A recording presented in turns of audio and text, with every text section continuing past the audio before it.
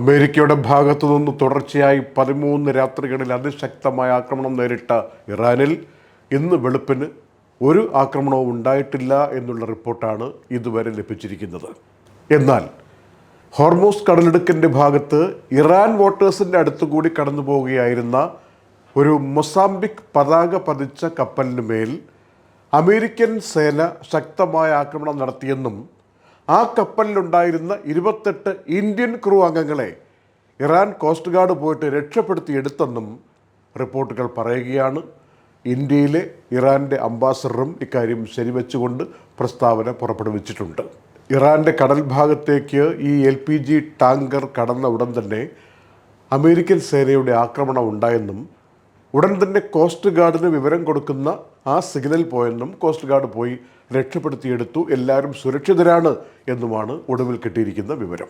അതേസമയം ഹോർമൂസ് കടലിടുക്കിൽ പുതിയൊരു പാതയുണ്ടാക്കി കടന്നു പോകാൻ ശ്രമിച്ച, മേഖലയിലൂടെ തങ്ങളുടെ അറിവില്ലാതെ എണ്ണ കൊണ്ടുപോകാൻ ശ്രമിച്ച 4 കപ്പലുകളെ ഇറാൻ ആക്രമിച്ച് വഴിതിരിച്ചു വിട്ടതായി മറ്റൊരു റിപ്പോർട്ടും പറയുന്നു. അനധികൃതമായതും സുരക്ഷിതമല്ലാത്തതുമായ ഒരു കടൽപ്പാതയും തിരഞ്ഞെടുക്കരുതെന്ന് ഇറാൻ മുന്നറിയിപ്പ് നൽകി. ഇറാനുമായിട്ട് നയതന്ത്ര ചർച്ചകൾ, ആ ഡിപ്ലോമസി എങ്ങനെയാണോ അതനുസരിച്ചുള്ള ചർച്ചകൾ തന്നെ തുടരും എന്നാണ് അമേരിക്കൻ പ്രസിഡന്റ് ട്രംപ് ഇപ്പോൾ പറയുന്നത്. അതേസമയം പ്രശ്നങ്ങൾ തീർന്നില്ലെങ്കിൽ ആക്രമണവും ശക്തമാക്കും എന്ന മുന്നറിയിപ്പും നൽകിയിട്ടുണ്ട്.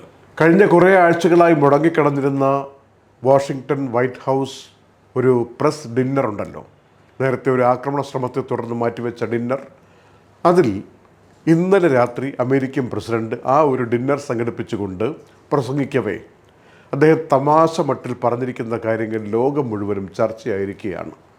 താൻ 3ാമത്തെ തവണയും അമേരിക്കയുടെ പ്രസിഡൻ്റായിട്ട് മാറാൻ പോകുന്നു എന്ന് പറഞ്ഞുകൊണ്ട് ഒരു തൊപ്പി എടുത്ത്, അതിൽ ട്രംപ് 2028 എഴുതിയ തൊപ്പി, അത് തലയിൽ വെച്ചുകൊണ്ട് എല്ലാവരെയും നോക്കി ചിരിക്കുന്ന രംഗമാണ് ഇപ്പോൾ ലോകം മുഴുവനും വൈറലായിരിക്കുന്നത്. അമേരിക്കയുടെ ഭരണഘടന അനുസരിച്ച് ഒരാൾക്ക് 2 പ്രാവശ്യം മാത്രമേ പ്രസിഡൻ്റാകാൻ പറ്റുള്ളൂ. താൻ തമാശ പറയുന്നതാണിത് എന്ന് പറഞ്ഞുകൊണ്ടാണ് പ്രസിഡന്റ് ഇക്കാര്യം പറഞ്ഞതെങ്കിലും അതിനപ്പുറമുള്ള ചില അർത്ഥതലങ്ങൾ ഈ വാചകങ്ങൾക്കുണ്ടെന്നാണ് നിരീക്ഷകർ പറഞ്ഞുകൊണ്ടിരിക്കുന്നത്. സൗദി അറേബ്യയിലെ ജിസാനിലും യാംബൂലും അരാംകോയുടെ സൈറ്റുകളിൽ അതിശക്തമായ ആക്രമണം തങ്ങൾ നടത്തി എന്നാണ് ഇറാൻ പിന്തുണയ്ക്കുന്ന യമനിലെ പ്രസ്ഥാനമായ ഹൂത്തി വിഭാഗം പറയുന്നത്. പക്ഷേ ഈ വിഷയത്തെക്കുറിച്ച് സൗദി അറേബ്യ പ്രതികരിച്ചിട്ടില്ല എന്ന് റോയിട്ടേഴ്സും റിപ്പോർട്ട് ചെയ്യുന്നു. നമ്മളെപ്പോഴും ഇറാൻ്റെയും അമേരിക്കയുടെയും യുദ്ധകാര്യങ്ങളും അതിൻ്റെ വിശകലനങ്ങളും ഇങ്ങനെ പറഞ്ഞുകൊണ്ട് പോകുന്ന കൂട്ടത്തിൽ ലോകത്ത് എന്തെല്ലാം കാര്യങ്ങളാണ് നടക്കുന്നത്. റഷ്യ ഉക്രൈൻ ആ ഒരു യുദ്ധം 3-4 വർഷം കഴിഞ്ഞിട്ടും എങ്ങും എത്തിയിട്ടില്ല എന്ന് മാത്രമല്ല, നാളിതുവരെ കണ്ട ഏറ്റവും വലിയ യുദ്ധങ്ങളുടെ ഗതിയിലേക്ക് ആ യുദ്ധം മാറിക്കൊണ്ടിരിക്കുന്നു എന്നാണ് പുതിയ റിപ്പോർട്ടുകൾ. ഇപ്പോഴിതാ ഫ്രാൻസും സ്പെയിനും ചേർന്ന് നടക്കുന്ന 2 രാജ്യങ്ങൾ, അവിടെ കാട്ടുതീ പടരുന്നത്.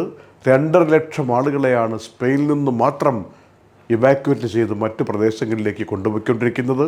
ഈ കാട്ടുതീ തടയാൻ തക്ക മരുന്നൊന്നും ഫ്രാൻസിൻ്റെയും സ്പെയിൻ്റെയും നഗരാതിർത്തിക്കുള്ളിലില്ല, പുറത്തുനിന്ന് വന്നു വേണം ഇനി ആളുകളെ രക്ഷപ്പെടുത്താൻ എന്ന അർത്ഥത്തിൽ മുന്നോട്ട് നീങ്ങുന്നത്. ഇങ്ങനെ എന്തെല്ലാം കാര്യങ്ങൾ ചുറ്റുവട്ടത്ത് നടക്കുന്നു.